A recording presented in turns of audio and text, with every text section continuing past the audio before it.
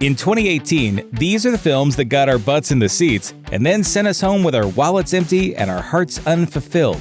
These films were the worst of 2018. There may not be a major Hollywood film with worse timing than Death Wish, a remake of the classic 1974 Charles Bronson film. The 2018 version features Bruce Willis as an everyday Joe who takes up arms to clean up the streets of Chicago after his daughter is assaulted and his wife is murdered by thugs. The notorious Eli Roth delivered a picture that landed squarely in the middle of the real-life debate over guns in America and suffered immensely for it. Critics took note of the film's poor timing, having already been pushed back from a fall 2017 release after the Las Vegas mass shooting that claimed 58 lives. But all that aside, the potentially nasty fun of a revenge flick simply failed to materialize nearly as well as the Bronson original. I never thought about it that way. It could be true. Part of the most ridiculously popular multimedia property to ever come from the world of Twilight fanfiction, the third installment in the 50 Shades series finalizes a franchise that never found critical acclaim despite posting insane box office numbers. 50 Shades Freed's critics didn't even hold back a little. The famously colorful Rex Reed said it was grotesquely mindless and inescapably boring, while it continues to ignore motivation, character development, logic, and narrative cohesion. Reed gave the movie 1 star, but it was apparently earned by the movie's furniture. The few positive reviews tended to highlight its merits as unintentional satire rather than any redeeming qualities it might otherwise have had. But there is one great thing about 50 Shades Freed. It marks the end of the series. You know that, don't you? Expectations were sky high for director Ava DuVernay's adaptation of the classic 1962 young adult novel A Wrinkle in Time. With an amazing cast attached, the film looked to be another winner for Disney, but unfortunately it fell surprisingly flat with critics, and posted flat box office receipts to match. Negative reviews focused on the disappointment sure to be felt by fans of the novel, as the adaptation didn't match the source material's tone. Splice Today's Stephen Silver argued, "It's based on one of those novels that's long been described as unadaptable, only to result in a movie that proved such naysayers right." Cinephilos called it a film that does not stop feeling generic.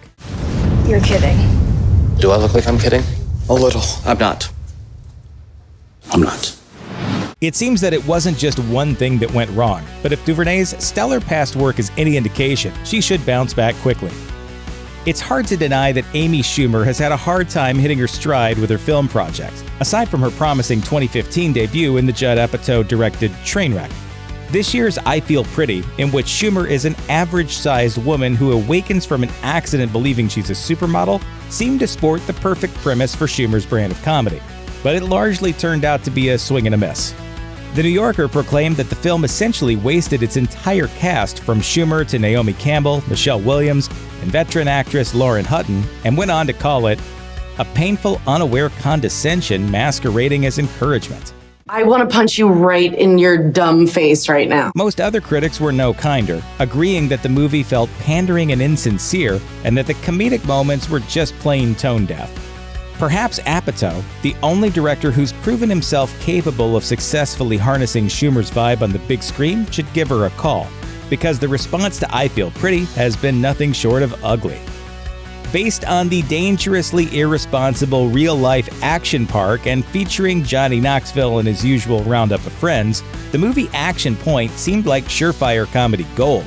Tailor-made for jackass-like stunts, the movie was the perfect framing device for humiliating pratfalls and bodily injury, but it arrived in theaters only to fall right on its face. Many critics found Action Point to be way too soft and safe, complaining that the whole thing was unworthy of its death-defying inspiration. Reno News and Review critic Bob Grimm, who'd survived the actual action park as a child, called it basically an insult to the legend of Action Park, or Death Park as we like to call it. It's a rare case of the Jackass crew not going far enough. They've all been in the business of abusing themselves for the better part of 2 decades, so here's hoping they can give us at least one more stellar outing without killing themselves. Damn it! Ow! Ugh. Fans could be forgiven for approaching Slender Man with a healthy amount of trepidation. Plot details had been kept tightly under wraps during the film's production, and when the film hit theaters, it became clear why we hadn't heard much. What little plot there was in Slender Man just seemed way too thin. Critics flogged the picture for its non-existent story and lack of any genuine scares. Cinema Crazed nailed down all the film's problems with one sentence. Deep Down beats the heart of a great horror movie, but it's lost in cheap jump scares, bad CGI, and heavy cribbing from Nightmare on Elm Street and The Ring. More than one reviewer noted the film's proximity to the real-life recent Slender Man stabbing, with some even making the case that the film exploits the tragedy. But at the end of the day, Slender Man's worst crime was just being boring. The Happytime Murders seemed like it had an inspired comedic premise. As a sort of mashup between Sesame Street Gone Wrong and Who Framed Roger Rabbit, the film stars Melissa McCarthy as a human police detective in a world where people coexist with living puppets. She and her puppet partner are tasked with getting to the bottom of a series of murders. It's a premise with the potential to be a raunchy, edgy comedy. Unfortunately, the film failed to deliver the laughs. The always blunt Peter Travers of Rolling Stone called it a toxic botch job which deserves an early death by box office. Sarah Mars of Laney Gossip called it too boring and mediocre to be the worst movie ever made. Well, me, baby! Puppet-based raunchy humor isn't impossible, but this film just couldn't crack the code, and also managed to deliver yet another starring vehicle unworthy of McCarthy's talents. The films of the Conjuring universe have never done anything less than gangbusters at the box office, even when nabbing mixed critical reviews. Since the first appearance of the demonic nun Valak in The Conjuring 2, fans have been clamoring for a film centered on the terrifying figure, but her starring turn has unfortunately put the filmmakers in need of paying penance. While critics generally considered the film to be technically well acted and well made, nothing could save it from giant gaps in logic and a meandering narrative structure. Many observers also took the film to task for its heavy reliance on cliché, said the Seattle Times' Soren Anderson. Entombed the audience is in horror movie clichés. The moments don't build to any sort of sustained narrative momentum. It's so choppy and predictable that it becomes laughable. Despite all that, another hugely profitable sequel is probably in the works right now, maybe with a scarier story to tell. Fans of sci-fi 80s monster action were psyched about the announcement of Shane Black's Suburbia set The Predator.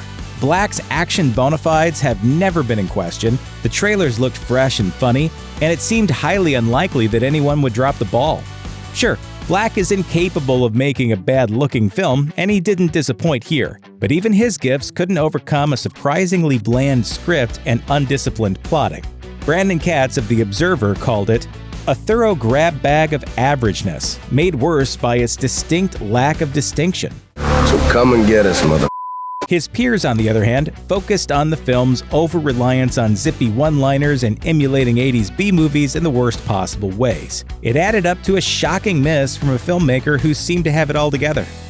Clint Eastwood has a pretty good track record as a director, and an even better one as a director of historical dramas, so expectations were high for the 1517 to Paris, the true story of a trio of American soldiers who thwarted a terrorist attack on a train while traveling in Europe. The actual soldiers involved in the incident were even recruited to play themselves in the movie. Unfortunately, real-life heroes don't necessarily make good actors, according to critics. The New Republic wrote about all three stars. They're all handsome but just appalling actors. This disjuncture isn't possible to forget while watching the film, and it's very uncomfortable. Padding out a relatively brief incident to the length of a whole film resulted in 2/3 of the film's runtime devoted to tedious exposition. While the centerpiece action sequence earned praise, everything surrounding it disappointed. The 1517 to Paris arrived at the station greeted by wildly indifferent audiences. Forever My Girl is the story of a country music star who returns home for a funeral only to face the lost love he left behind. If that description strikes you as overly familiar and formulaic, you're not alone. Critics couldn't help but note that Forever failed to even clear the bar set by the wildly popular Weepers based on Nicholas Sparks novels. Not really my cup of tea, no offense. None taken. The film seemed to bring out the snark in practically every critic who viewed it. The San Francisco Chronicle got very specific. It's a poorly made film with rough edits, distracting staging, and plot contrivances that can be predicted to the moment. There's an almost startling lack of chemistry between the leads, and it's as if every third scene was cut out randomly. The picture only managed a $16 million haul during its theatrical run. Winchester sounded like the kind of horror slam dunk that comes along rarely. A supernatural fright fest based on the insanely spooky true story of Sarah Winchester, who built the mother of all haunted houses. Starring Helen Mirren in the title role, the stars were all aligned.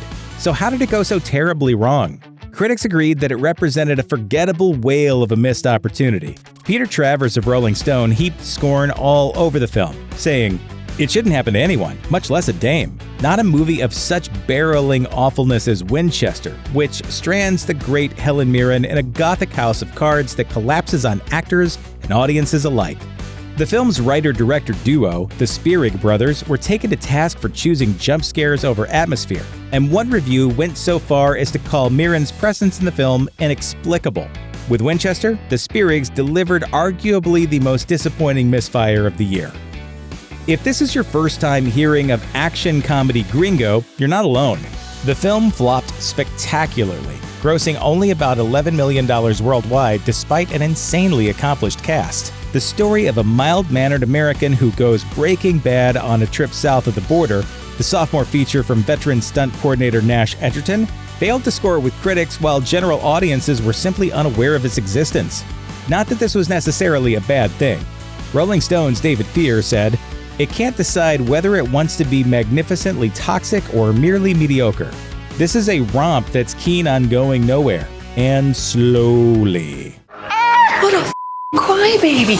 Most of the critical venom was reserved for its unfunny, contrived mess of a screenplay, on which the film's amazing cast was apparently completely wasted. Director Robert Zemeckis has given us such beloved films as the Back to the Future series, Forrest Gump, and Castaway.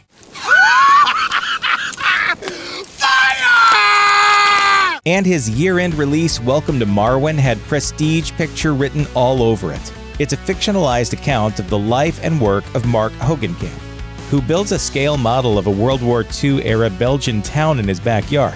Featuring Steve Carell in the lead, Zemeckis' film took a huge aesthetic gamble by being set partially inside the fictional town.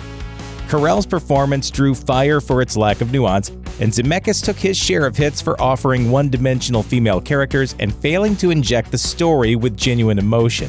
The CGI dolls left some viewers stranded in the uncanny valley, and though most critics agreed the film was well-intentioned, it all added up to a titanic misfire. The post-apocalyptic thriller Mortal Engines, based on the first of a series of young adult novels, had been highly anticipated due to the involvement of producer Peter Jackson and director Christian Rivers, a longtime Jackson associate. In the movie's world, gigantic cities on wheels roam the landscape in search of resources. While some critics praised the film's world-building, even the positive notices lamented its stitched-together derivative story, and the critics that panned the film panned it extra hard. The New York Post's Sarah Stewart called it, quote, "a wearying blast of CGI and genre cribbing, which pillages better movies for spare parts." She also pointed out that even the soundtrack by Junkie XL is highly reminiscent of the composer's work on Mad Max Fury Road. She wasn't the only observer to point out that Mortal Engines seemed to invite comparison to that unassailable classic, although some were slightly more succinct. Said Splice Today's Steven Silver, "It's been a long time since Peter Jackson last made a good movie, and the dry spell continues with Mortal Engines, which answers a burning question: what if Mad Max Fury Road had sucked?" John C. Reilly and Will Ferrell can be a formidable comedic duo, as we've seen in multiple films. Unfortunately, Holmes and Watson brought that streak to a screeching halt. One of the worst reviewed films of the year, Holmes and Watson literally saw audiences walking out of the theater. The vast majority of critics were none too pleased that they were professionally obligated to sit through the whole thing. What have you done with Sherlock? Why, Watson? I never left. Amazing. The problems permeated the production, from its terribly unfunny screenplay to its direction and editing, which one reviewer called the worst of any film released in 2018. The flick was lambasted for its lazy humor and for wasting the talents of Reilly, Ferrell, and its entire supporting cast. Here's hoping that Reilly and Ferrell can bounce back with a movie that audiences actually want to spend their money on. Looks good to me. Better luck next year, Hollywood.